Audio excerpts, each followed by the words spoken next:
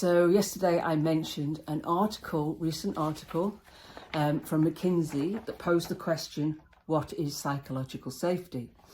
And I thought that was an interesting question, given that, Amy Edmondson coined the phrase in 1999, and it's been recognised for decades that it has real benefits to individuals, teams and the organisation. But McKinsey are saying it's not the norm in most teams and it's not a given. So I thought I'd explore what I believe then we need to do about that if it's not the norm in most teams. Well, the first thing we need to do is develop our leaders. And I've said many times before that Jacob Morgan, in research for one of his books, found that most leaders put into a people leader situation it's done to them in their late 20s, early 30s. The first development they have as a leader is in their early 40s. That means some people have had, nearly a decade to flounder and struggle and find their way. And it's not a fault necessarily of the leader that they cannot establish this environment of psychological safety, because they've had no support, no coaching, no mentoring, no development.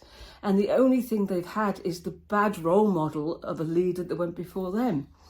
So we need to start early in a comprehensive leadership development program for those that are currently leading people and those who want to be a leader, not necessarily a people leader, but be a leader and be able to create an environment of psychological safety in the team. Now, every leader is different, with different needs, with different learning styles, etc. So it's not a one size fits all, and different leaders will be at different stages. But they can't be left to their own devices, because it's like saying, okay, we'll go and get yourself some leadership development. Well, where do I start? What do I need first? Because as I've said some weeks ago, if you don't develop the skills of communication and active listening, forget the rest.